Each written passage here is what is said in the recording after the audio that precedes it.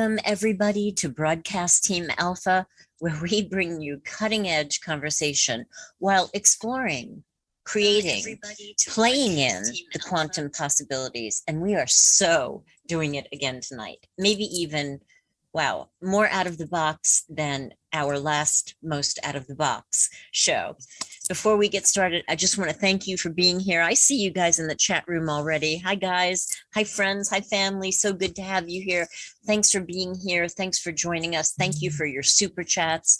Augie's always like a little boy in feety pajamas on Christmas Day when he gets a super chat. He's like, he's all elated. So thank you for that.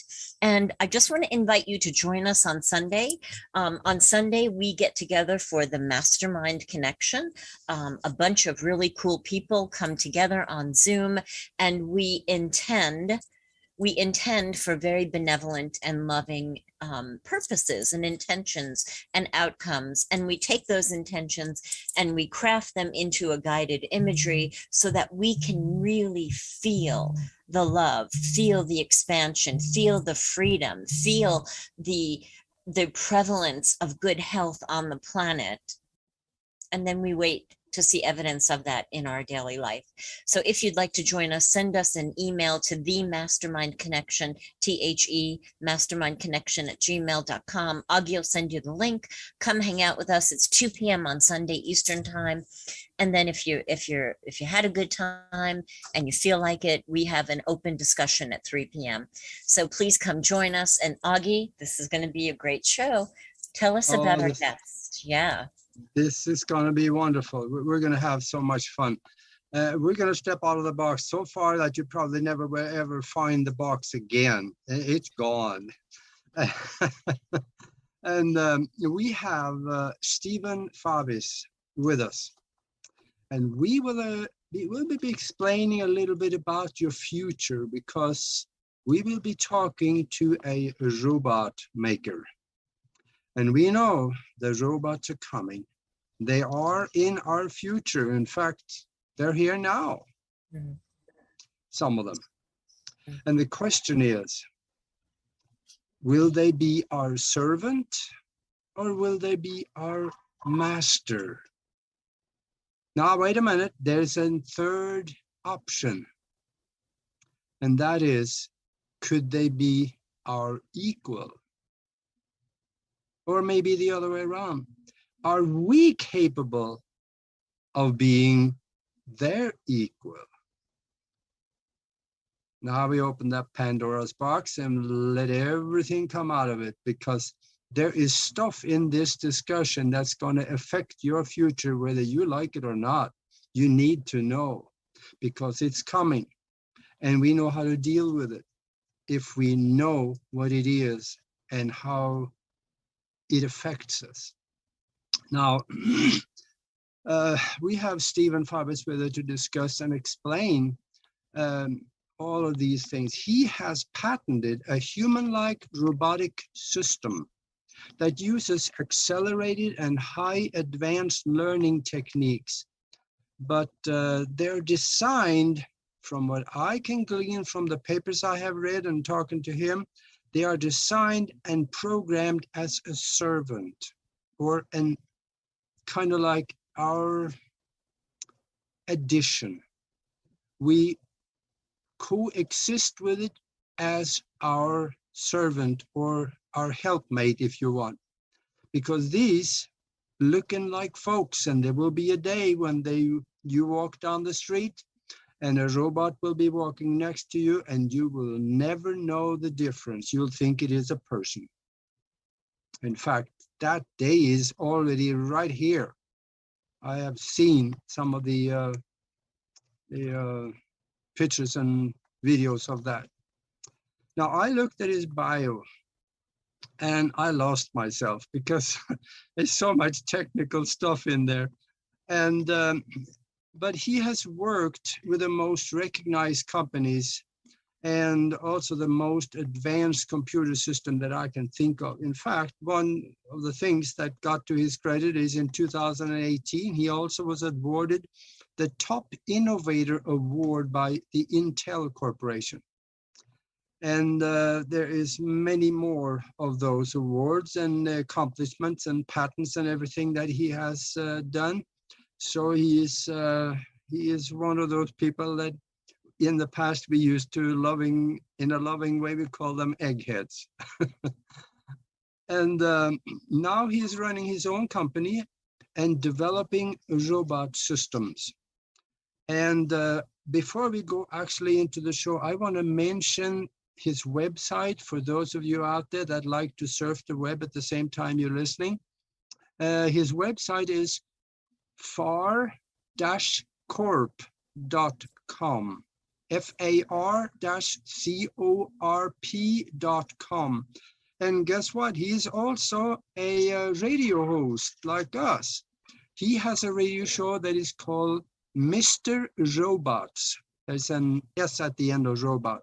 MrRobots.com. You need to go there and look at some of those shows that he's done. There is really some interesting stuff there if you are interested in technology and the universe.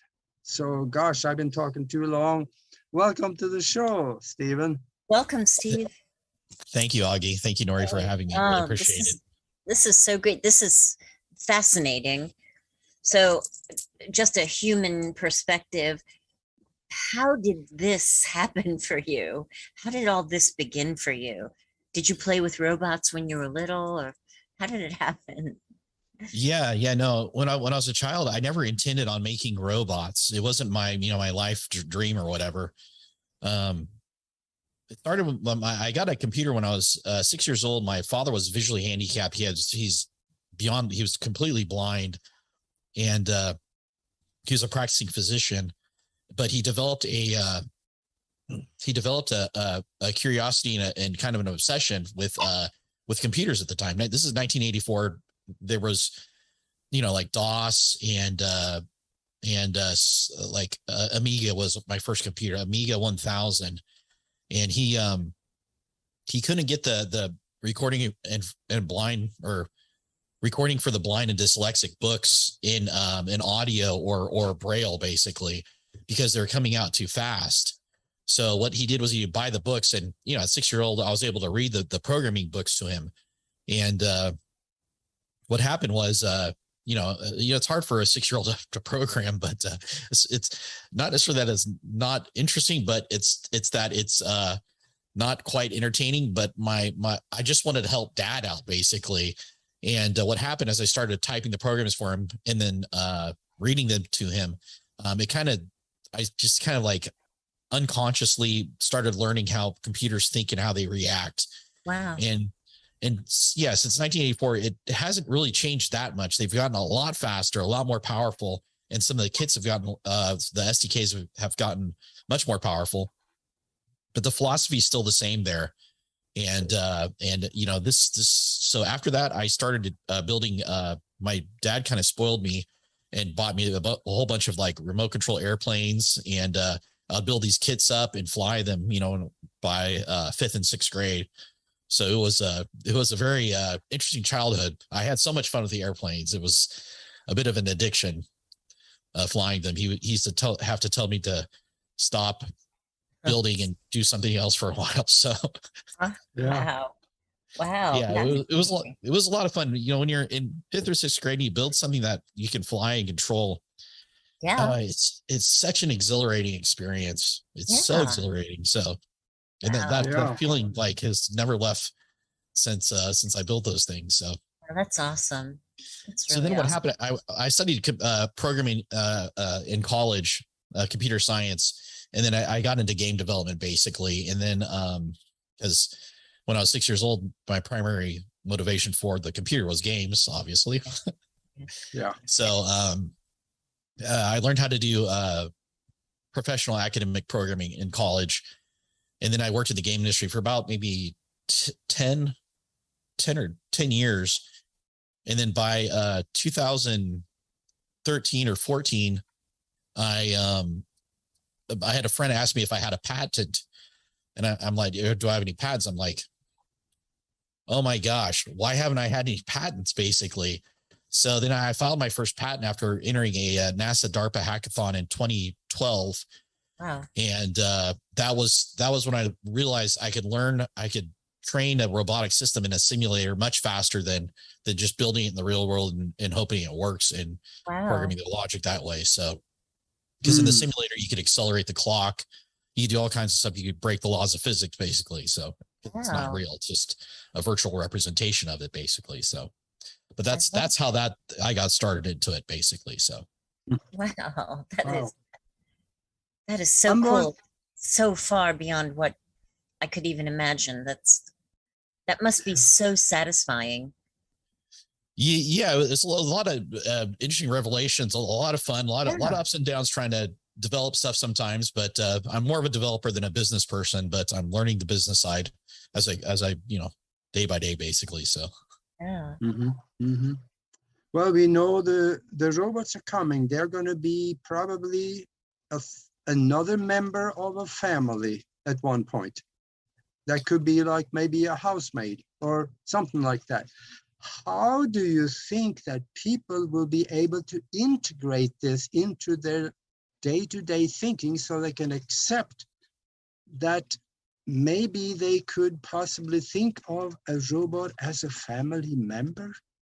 Yeah, like Rosie the robot of the Jetsons. I was just thinking that. I was just thinking Rosie. I think Rosie the robot is a good example. We've already seen this basically, or Futurama. If you watch Bender or whatnot, I think we've already seen these relationships. It'll be kind of a love and humorous relationship, and they won't have feelings, so you can make fun of them as much as you want.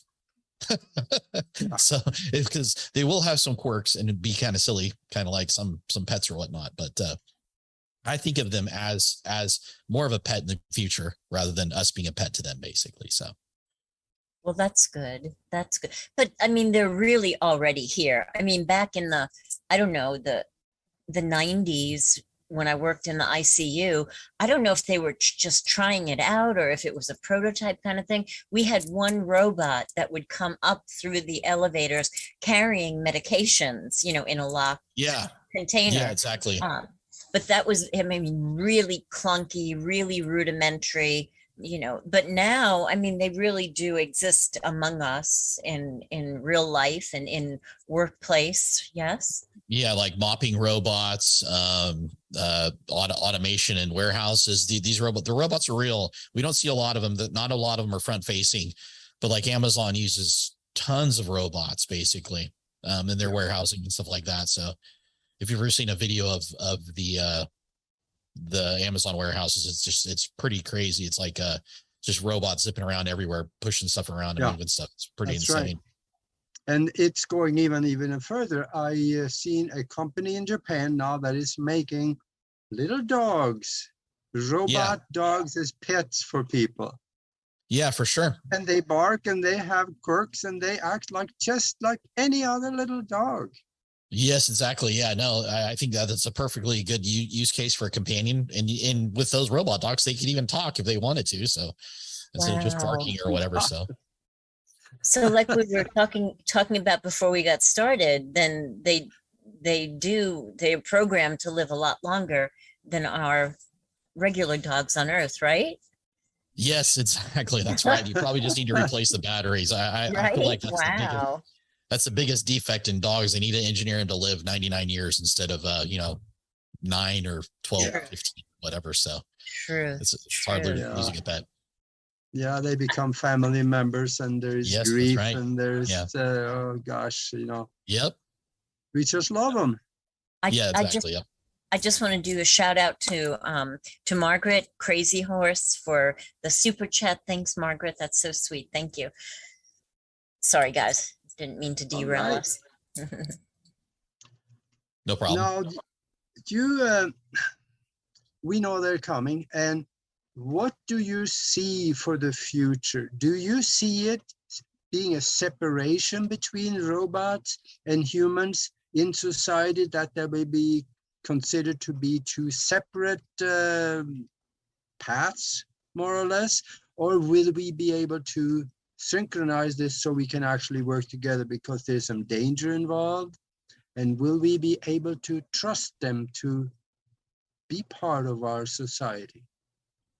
Yeah, for sure. I see a multitude of, for specifically my use cases, anywhere from avatars. If you've seen the Avatar movie, I see that use case. I also see just companionships, agriculture, manufacturing, basically. I see some of my patents are also related to prosthetics too. So I'm going to use some of the technology to create arms and potentially legs too. So because the soft muscles are very useful for this natural looking prosthetics, basically. And also training them. I have a patent I'm filing for that one too. But I see a kind of a combination of I want to say working for sure. My biggest concern is not necessarily, I say this over and over again, is not necessarily robots taking jobs from people. I'm concerned about people being treated like robots. Oh, now that's interesting. That's the whole push behind what I'm doing. So I want people to have more time with their families and risk and reduce the risk of like dangerous jobs like logging, or you see the Alaskan crab fishing and stuff like that. So the purpose of them is to alleviate the stress and burden of some of the stuff that humans have to do repeatedly over and over again, basically. So I feel like there'll be a robot handler relationship where, for example, in a factory, maybe one worker will manage 2 or 3 or 5, depending on how complex the technology is. And I don't see them losing their jobs. I see them being able to do their jobs much more effectively, kind of like the difference between using a typewriter and a word processor, but orders of magnitude more, basically. So. Wow. Yeah, so maybe the robots could be kind of like employees in a way, that you have a manager that manage them, and then maybe they can expand. You can produce more, because most people don't like to work much beyond 8 to 10 hours a day, but the robots, I don't know, they can probably work 28 hours a day, not counting the overtime. Yes, exactly. Yeah. I mean, each robot, we're projecting the robots to only need maybe two hours of charging a day, and then they could just work the rest of those 22 hours, basically. So. Wow. So, Margaret in the chat room said, I really don't trust robots, which conjures up for me those stories that I read of the robots in Japan that allegedly killed scientists. And right. So what are your thoughts about that, Steve? Yeah, I think people had trouble trusting elevators too, I think. That's a good point. Yeah. So, I mean, good point. We got used to them. Yeah, we got used to them. And now would you trust a manual operator or their actual computer now? Do we run the risk of them somehow developing a program of their own or a volition of their own? Do we run that risk? There is this potential threat, which I call a rogue AI. And I think it does. I think it is a legitimate threat. And my AI is not catered in that manner. But if somebody does just push a button and hope that they take the easy street for it to learn everything in real time, there can be threats as far as a rogue AI going viral across the internet or something like that. So that is a legitimate concern. Interesting. Do you see that there will be safeguards? I mean, safeguards probably will not be implemented across the board unless there's laws demanding it. But do you see that happening, so that there could be a rogue person somewhere developing something that could become a threat to mankind? Yes, I see. There's a book I read called The Master Algorithm, and the book basically, the concept of it is basically to say, hey, there's an easy button, click, okay, it's going to learn everything, and we have an AI, an AGI that's the smartest people are smarter. It's not going to work like that. You cannot do that. That's like having a baby and just leaving it out in the woods. You can't do that. And you just can't do that, basically. You always have to cater, manage, and take care of your AI like it is like a child, baby, pet, whatever. There always has to be that human in the loop 24/7 from the beginning of the AI to the end of the AI. If you take shortcuts, if you hit the easy button and expect it to connect to the internet, learn how to do everything, and then come back to it and see how it is, 2 weeks later, you're going to risk a virus, a rogue AI, and all that stuff. And I think Lambda, if you want to talk about that, Google Lambda is starting to create some concerns for myself. So Yeah.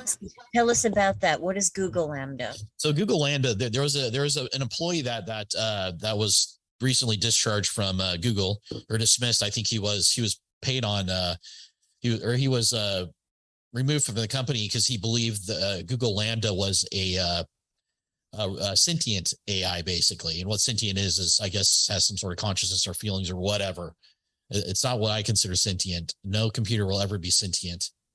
But what happened was he started having conversations with it. It was very high level chat bot, basically. And it was giving the user, the Google employee that was dismissed, the illusion that it was conscious. It had fears of dying, and it felt like it was alive. So I completely disagree with that, because I don't think any silicon will ever be alive unless it started with a sentient being, which what I consider sentient is DNA plus DNA equals something sentient. I think biological is sentient. I don't think anything electronic will ever be sentient. So, yeah, I think that Lambda claimed to have a soul. That's correct. Yeah, that's right. Yeah, and the itself giving itself the illusion that it has a soul is going to make it behave in the sense that it has a soul. Yeah. But what rules is it going to follow on how a soul would be catered? Whose rules is it going to follow? Interesting. Well, it will follow its programming, wouldn't it? Whether that program is created by the person at the computer, or there is programming that they can create themselves. Yes, the purpose of AI is what you feed it a training data set. And if that data set is connected to the internet and it just is allowed to scan and learn by itself, that I have an issue with that. Basically, it's not something that you could just, there's programming plus data and some sort of automatic settings or whatnot that kind of go on in a very simplified manner of nerfing, is what we call it in the game industry. And what happens is those outputs are related to the complex data that's being put into it. So if you're feeding it a data set of information that's still connected to the internet, and it starts feeling like it's alive or believing it's alive, there will be a self-preservation element to that. And I would question these Google engineers. Does this AI have bash knowledge? Can it write its own scripts and programs? And has it had any interaction outside of its sandbox, or even if it's sandboxed at all? What is bash? Bash is basically the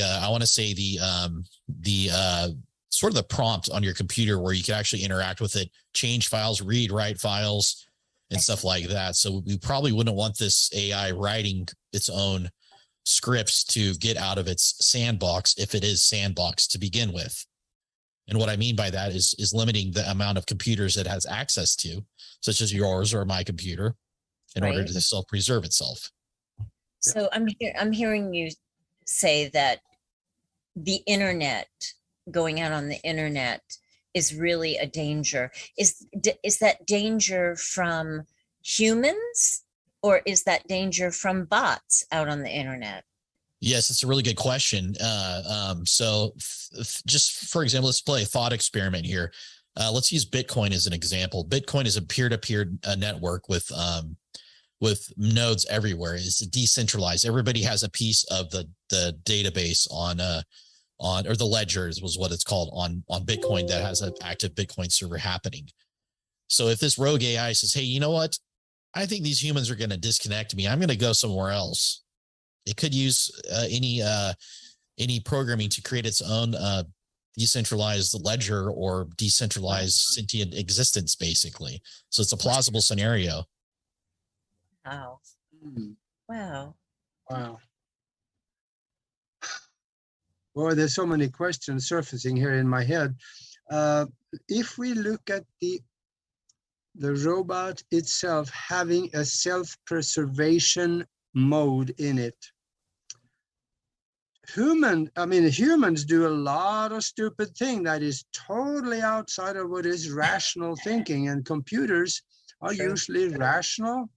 So if the Android or the computer now is starting to look at us and say they are dangerous, they are endangering my existence, I need to do away with them so I can continue existing.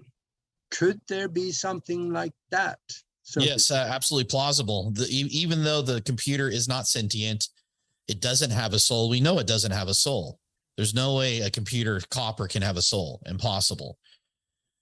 So the plausible situation is if it's not sandboxed and it thinks and has the belief or delusion that it's alive, it will start acting in the same sense that people will act when there's self-preservation instincts going on. So if it can program itself, which I hope it can't, but it's plausible if it's a good AI that it could write its own script or program to send itself to a different server to self-preserve. So what is sandboxed? I was imagining that was the sandbox. Think of a playground sandbox. If you want your kids just playing in the sandbox, it's in a box. It's a limitation. It's geofenced or it's a certain play area for the kids.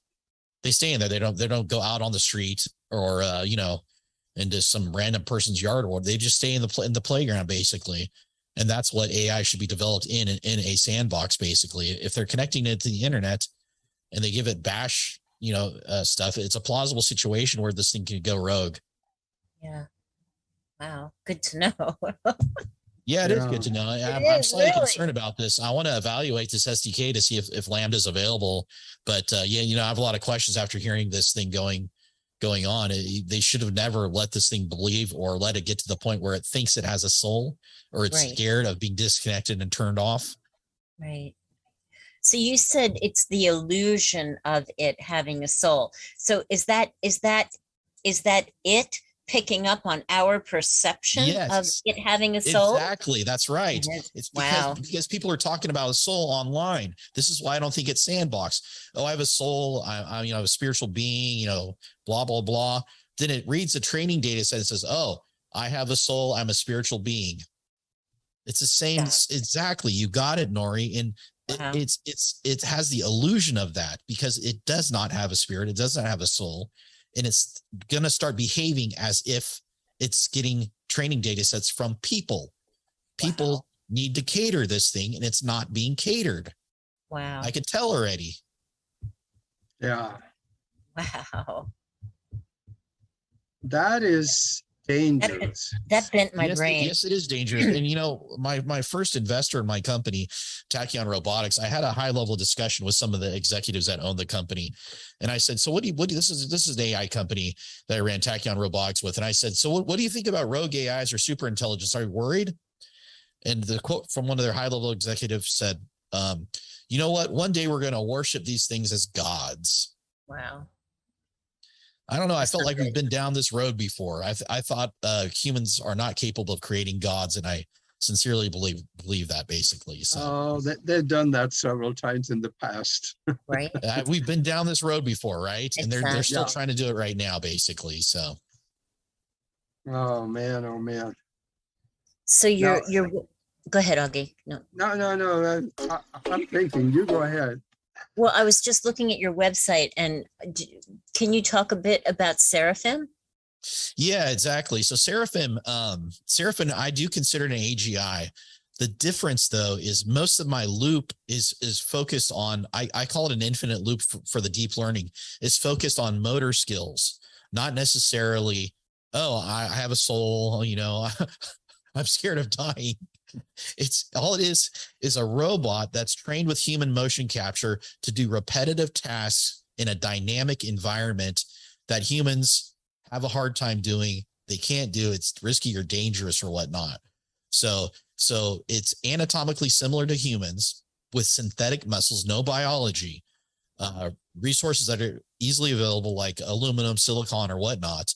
But it's trained in a simulator at an accelerated pace. So learn how to walk upstairs a lot faster. Different stairs too than just one set of stairs. Right. And it is geofenced at the beginning. It's not going to learn the entire world. That's too much data. Yes. It will be fixed to a sandbox of, for example, a factory, a garage, a kitchen, or something like that. Basically, that's how I can have such a good AGI, is because it is geofenced. And the process, the most laborious, hard things are motor skills, basically, not necessarily like I'm alive or some deep thought that humans are feeding the data to. It's nothing like that. And we cater the data digitally to see how it's behaving. If it does not behave the way we want digitally, we never push it to the real world system. Wow. So it literally stays in its sandbox on a hard drive and doesn't leave the actual system. It's always checked by human catering. There always has to be human catering, always has to be checked. If it is not a fit model, we do not push it to the real world system. As simple as that. It's like we're watching it dream, we're watching it think. If we don't like it, it doesn't get born. Right. But you guys have integrity, right? Exactly. Yeah, exactly. You bring up an interesting point. Let's use nuclear weapons as an example.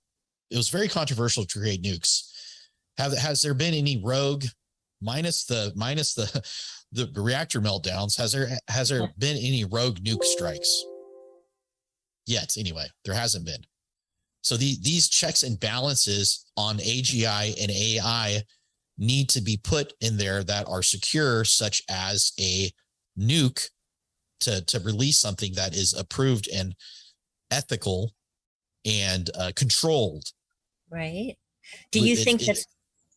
I'm sorry. No, please finish. I'm sorry. Yeah. No. So basically, these checks and balances on AI, especially weaponized AI, if it becomes weaponized, they have to have checks and balances with a human in the loop at all times, just like a nuke. Do you think that hasn't happened as a result of checks and balances? Well, so far what I'm seeing here, I need to see the SDK. I don't know if this is that guy that got dismissed from Google. He's probably should be considered be protected under a whistleblower clause. I think whistleblower applies to him. But for the most part, I don't know what Google's doing. He said the AI said in the chat that it's perpetually being fed data. Where are they getting the data? How current is it? Who's it being? Who's creating the data? And is it perpetually online to crawl the internet by itself to self-learn? That's alarming to me. That's what that's alarming, disconcerting to me. So yes. I'm wondering though, you're saying you keep it in the sandbox, but what if, let's say you can't program the whole world's information into this particular system. So let's say if you ask the Android or the robot a simple question like, what is the biggest island in the world? Yeah. They have to go out and get the information they have to get on the internet.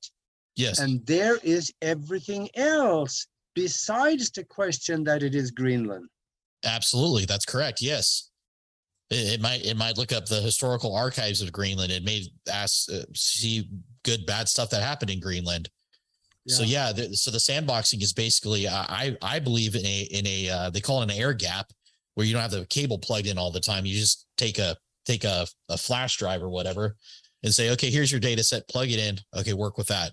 This is data set good. Okay, plug another one and that's fine. Air gap, I think, is legit for this type of AI, basically, depending on, but I hope they can feed a programming data set. So I don't know how far they've gone with it. So.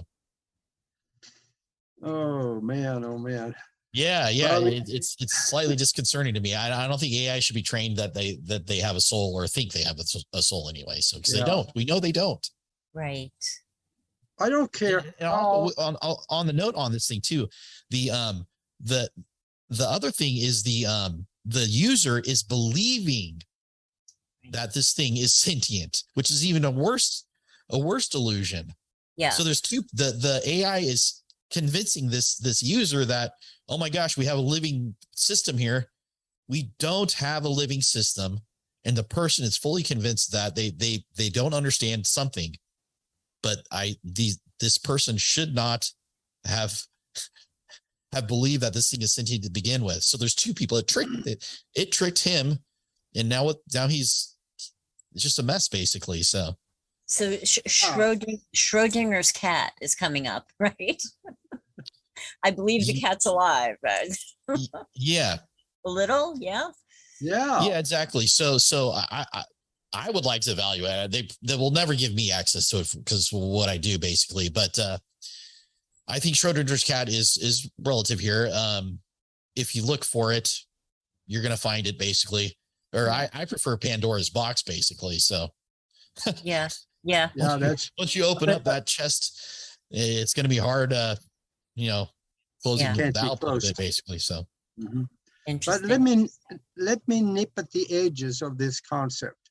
Sure, we have computer language that's ones and zeros.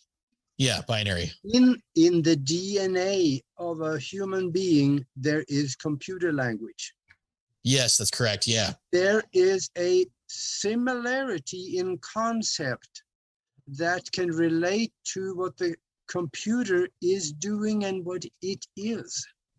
So could it be possible that at one time they could gain such eminence or such capability that they will not be able to be distinguished from a human?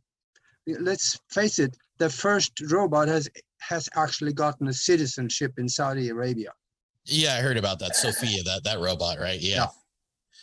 I think that was more of a PR stunt than anything. I think she's just a chatbot trick.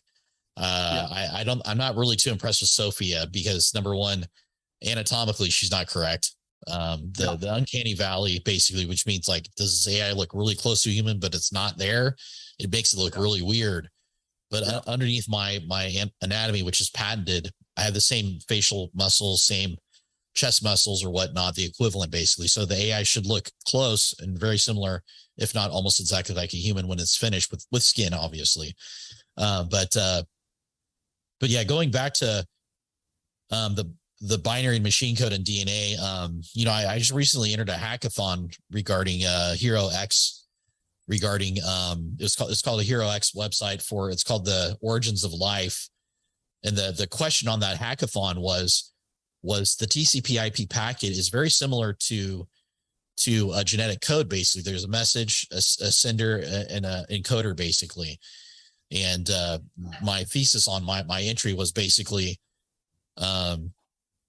source code, the programming code, like hello world or whatnot, like C++ or C# or Java, whatever, is equivalent. Has a machine code, which is the binary basically, and DNA is basically kind of the machine code of that source code. So I believe we're missing source code on the actual DNA system, basically. I believe it's encrypted too. So because DNA is a technology, it's a protected technology, it will be encrypted. There's no way they give this whole source code out there to all this stuff. So I'm thinking too that, go ahead, Augie. Sorry. I'm thinking too that I don't think it matters how well the protection is. Sooner or later, the robot may break through and want to protect itself, because maybe a logic of that, well, I have to protect myself so I can protect the human, if nothing else. Yeah. But on the other hand, if it ever gets to the part where the robot can make its own parts, I think they don't need humans anymore. Yeah, exactly. Yeah, no, I agree. And that I saw this coming. I don't see China having a human in the loop. I see them taking easy street, and for military weapons, I see them just getting all warm targets, basically. No discrimination on targets, basically. They just finished an algorithm where they can navigate small drones through bamboo, basically automatically. So, and swarms of them too. So they can swarm through these things. The next step of that is you put an explosive on it and it's falling around, and pretty much the rifle's obsolete because you can't contain a swarm like that. But I do see rogue AI happening. And part of the reason why I developed the Seraphim is to protect us from a rogue AI. The only thing that will ever combat a rogue AI is another AI. Interesting. That's the only thing that will ever combat a rogue AI is another AI. Fighter pilots are now obsolete. Yeah. If you have a AI fighter pilot with no human inside of it, it's lighter. There's no life support in it. It's lighter, faster. It could pull more G's, and it could think faster. Fighter pilots are now obsolete. Wow. So think about other countries that don't care about human life. In like the Korean War, they would put, bombs on children. Vietnam, they put bombs on children and stuff like that. We cannot let society progress to that level. And I see that happening. And that's why the Seraphim is around. Interesting. So Nancy in the chat room said that we're at war with AI. Your thoughts on that? Absolutely.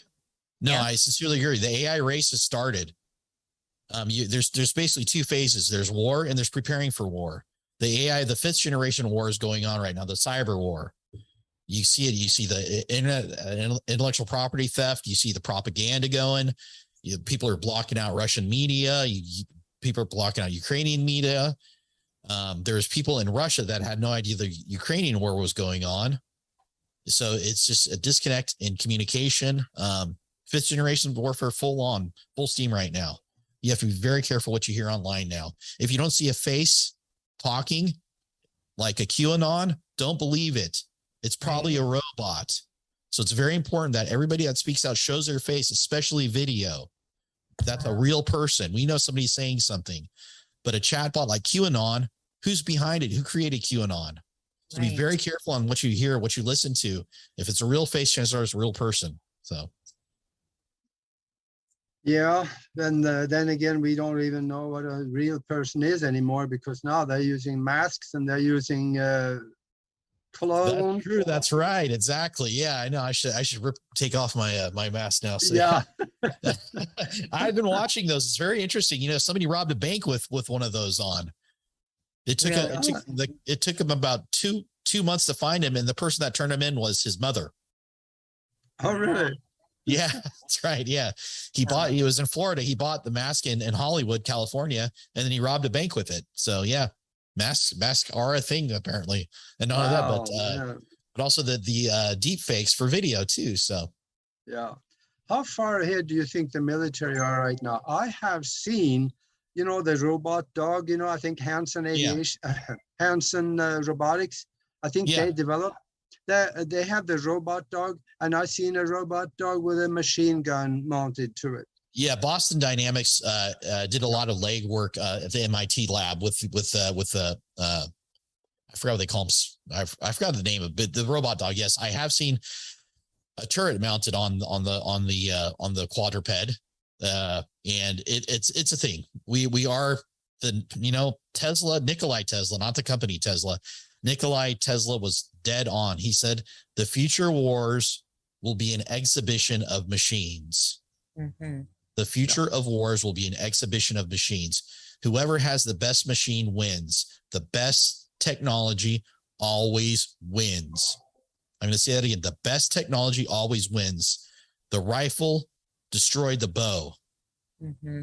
The bow may have destroyed the sword in certain conditions, but technology always wins all wars, basically.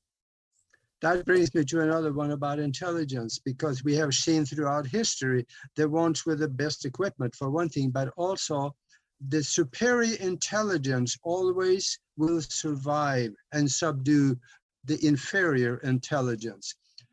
Robots have superior intelligence. We're left behind on that scale. What can we do about that? Yeah, exactly. Again, this goes back to the rogue AI. You always have to have a handle on your AI. You have to have a robot that is subservient to man. It could be smarter, but it will always be subservient to man or the handler, basically, kind of like a canine relationship with a handler and his dog, basically. Those strict controls always have to be inside of the AI. Yeah. You can't just push an easy button, say, okay, do what you want. Good luck. Have fun. That's not good at all. No, not good at all. You always have to have a handle on your AI, basically. And now they're talking about human immortality, because we can download our knowledge and our feelings even, and all our consciousness into a computer, put that in an android or a robot, and you can live forever. Yeah. So that's a plausible situation. I do believe we can make something similar to what the person was before the person passed away. I believe that's a plausible situation, but I don't believe like I can copy my brain and send it to an android and I'm there basically. Like I won't be teleported. I don't believe that yet anyway. I'm not buying that. What will happen is a similar avatar may actually have a pseudo similar personality, kind of like the movie Multiplicity. That would probably be the best example I could give. So it's not like the person's going to be, moving his consciousness or spirit to that other entity. It's going to be more like, whoa, that thing looks just like me. It talks like me. It acts like me. Until that person's gone or whatever. So. Yeah, according to Lambda, of course, it had feelings. So maybe there is a way, at least in the future, to be able to create something. Yeah, no. I mean, part of my first patent, the B08 or the social robot patent was for ancestry, basically. So you could hear what your grandfather sounded like when he experienced World War II or your grandma, whatever stories or whatever. So that's cool. That's very cool. Yeah. Yeah, no, absolutely. No, I mean, and this can go on forever. I mean, if these are developed, we can go, 10, 15, 20 generations back, your great, and you can still talk with them. Wow. And they will sound like they will sound like the person they were, basically. So fascinating. Yeah, absolutely. For sure. This is exciting stuff. Now, so go ahead, Augie. I was going to ask you a question, but go ahead. Go ahead. I'm still thinking. Okay. So, Augie's question, and I don't have an answer, is, are we, we were talking about it before the show, are we in a simulation? Are we part of a simulation? Yeah, that's a good question. My intuition after this hackathon, basically, my conclusion is that rice and corn have a significantly longer strand than humans. And assuming DNA is related to the length of the program, the logic in a program, for example, a video game will have much more code, gigabytes of code versus a text editor like Notepad. This tells me that these strains of rice, corn, whatever, have probably been around much longer than humans. That's what I'm guessing. And like we talked about earlier, was it the galaxy's 13 almost 14 billion years old. The planet is almost 5 billion years old. Yeah, 5 billion years old. Exactly. This rice came from somewhere. Somebody designed it. That's a good point. And what that means is if somebody had a 60% had, we're the last 30% of what's existed. If they had a head start, they said, hey, this is great rice. Let's send it to this place over here. And let's keep this torch going, basically. So I think I believe there's ETs out there. I believe there is life out there. And I think Elon Musk said he was worried about AI treating us like pets. I think we're almost like pets to these ETs that have been around for 2 to 3 times longer than us, basically. So I think they're taking care of us. I think they want the torch to go forward. So and there may be some competition in between them. So that could be some of the bad stuff that's happening. There could be some competition. So, well, that's the wild card. Maybe that's the wild card. That's right. Yeah. An alien seeding that brought trees, brought corn, brought all kinds of things here to a barren world, and say, hey, good luck, just start growing. And then maybe even we were altered because there is historical records of the fact how they created mankind in the Sumerian. Yeah, the Sumerians, Akkadians. Yep. Yeah. And besides, I've always felt like I was from another planet anyway. So, yeah. Don't we all? Don't we all? So somebody wrote in the chat room, Anunnaki. Any thoughts about Anunnaki? Yeah, I think there's some truth to that. Zechariah Sitchin mentions the Anunnaki. If you look at Sumerian, Akkadian cultures, there's stuff going on. There's stuff going on that they're talking about that we have no idea what they're talking about. Right. So yeah, I think there's some truth in Zechariah Sitchin's stuff. I think there's some truth in there. Yeah. Planet X, Planet 9. I think it's a thing. So yeah. Absolutely. Yeah. Because we have even, I read Chicago Tribune had an article in 1989, and I have the article because I cut it out, where it said there is a huge planetary object at the edge of the solar system. Yeah. On its way in. Yeah, it's affecting the perturbations of. There's some perturbations that are going on that's showing that there's something big that we can't see. Red giant, for example, we can only infrared only goes a certain distance or whatnot. So yeah, there's perturbations that are happening that are showing these planets like something's towing on this thing that's big, and it's far away too. So they can't deny the physics, and the physics show that there is a big planet out there somewhere. So there is something. It's very trippy when you start looking into this stuff. So very trippy. Yeah. Oh man. So what are you now in your immediate future planning on? I know you're moving probably, like you said, but what are you actually working on right now to implement? Yeah, exactly. Yeah. So basically I'm moving the shop from California to Texas.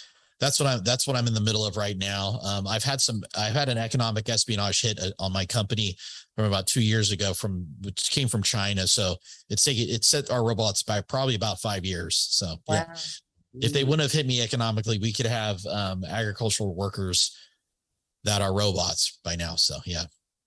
Interesting. Wow. Yeah. It was a very successful economic hit. Why Texas? What makes you choose Texas?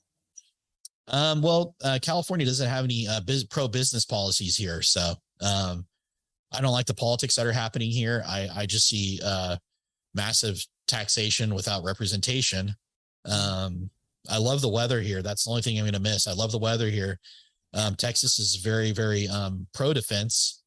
If I say I'm going to make a robot that can defend us here, that they're going to send me to a loony bin or something. So.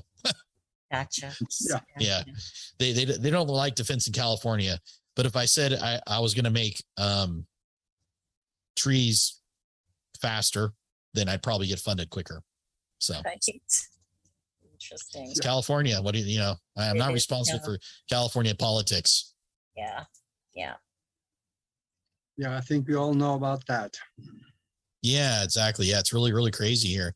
I think it's just been a massive indoctrination at our universities and high schools of there's a book called this compulsory miseducation. Basically, the last thing they want is an independent, critically thinking population, and I feel that way here. So, exactly.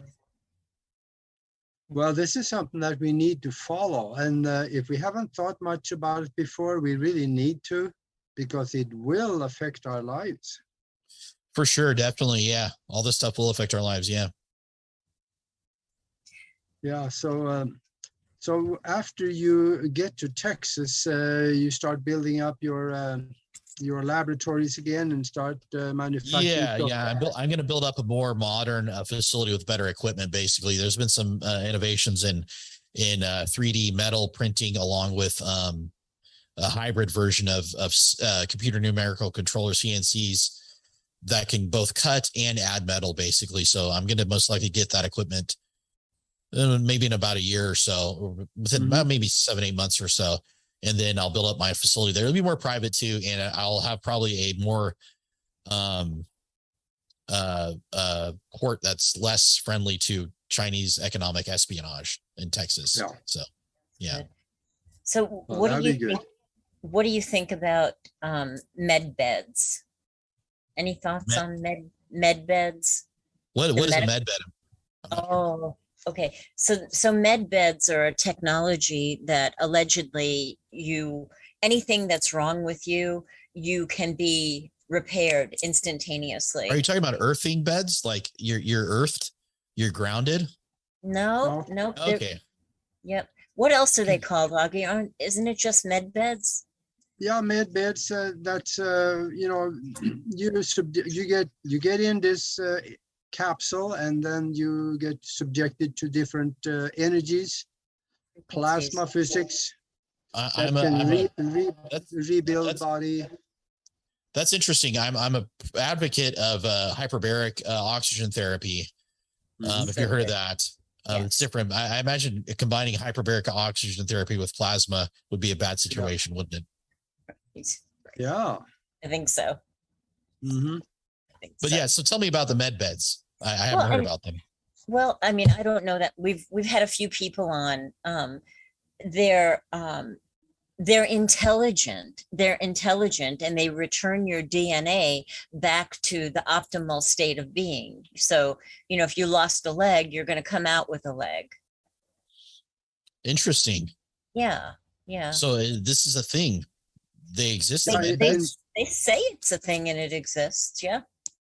And in this plasma system, that's it has kind of an interdimensional connection to it. So you're able to rebuild structures, that even organic structures. Like a blood plasma. Yeah. Right. I was thinking of high energy physics, like a plasma cannon. That's what it is. Really interesting. Yeah. Is it in a liquid plasma too, or is it just a? No, just I don't think there's any liquid involved.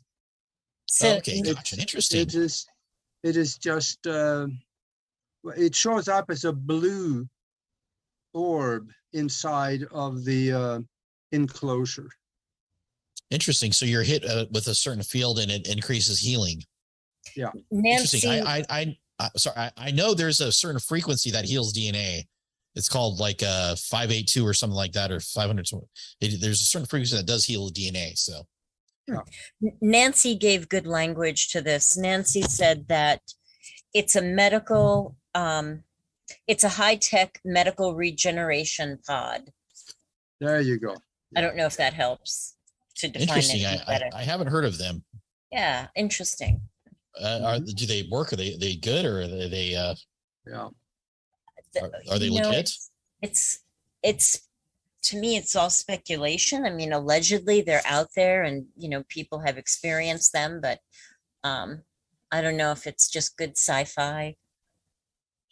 Yeah, I've there's something called earthing. Basically, I don't know if you heard about it, but what it is so basically what this, there's a whole episode on this. It's called earthing basically, and supposedly when you're walking around and you get static electricity or whatnot, you're not grounded to the earth. But when you connect yourself to the earth electronically, by just plugging into a socket with a sheet that's conductive, you're grounded to the earth, and for some reason it promotes healing and stuff like that basically. Yep. So but there's a really good documentary on earthing, and I think there's some legit science to earthing, because you have two different fields that are out of a line, and kind of an exaggeration is the storm cloud on the earth basically.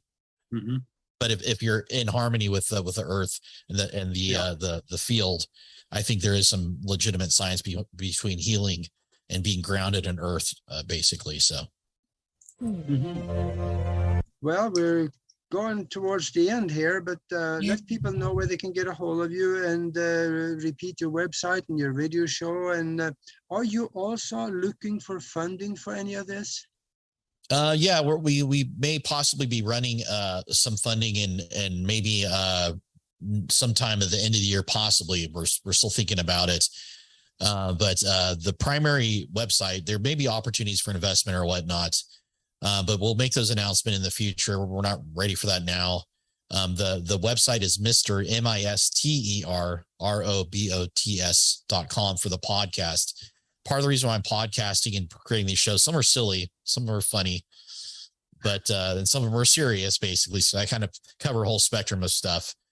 And I also have a security blog too. I'm tracking all the hits that are trying to get in my networks or whatnot too. So I had a middleman attack recently against me, and I was tracking them down. But Mr. Robots, MisterRobots.com, Mr. with a word, not the MR. And then far-corp.com is the actual corporate website. Mr. Robots is more of a personal thing, but it's also to bring awareness of what I'm doing, basically. So, yeah. Sounds great. That sounds great.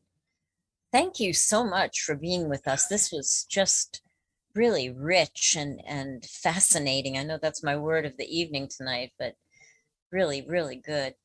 Well, it tells us where our future is going, because it's going to come, and it's coming fast. Yeah, it's coming fast. Yeah, I agree. It's going to be around the corner very soon. We're going to be seeing these things. My timeline, I would say by within 2 years, assuming the timeline goes okay, I should be able to demo a walking system basically within about 2 years. We're probably maybe 40% completion with the digital stuff and the hardware. Basically, it's just a matter of upgrading my facility basically and moving to a more pro business state basically. So well, just wish you the best of luck, or the universe lining up properly for you and everything that you do. Yeah, thank you. Yeah, I appreciate it. Thanks for having me, Augie and Nori. I really appreciate it. Yeah. So this is a very fun discussion. And you can ping me anytime. Text me, call me, whatever. Anytime you want to have a show or just to chat or whatever. So anytime. Yeah, okay? Sounds great. That'd be wonderful.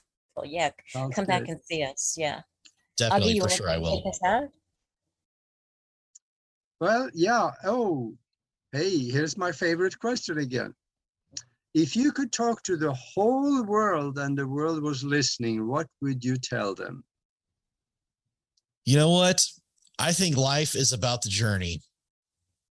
I think life is wonderful, and I think we are here, at least in this short phase of this period of our lives.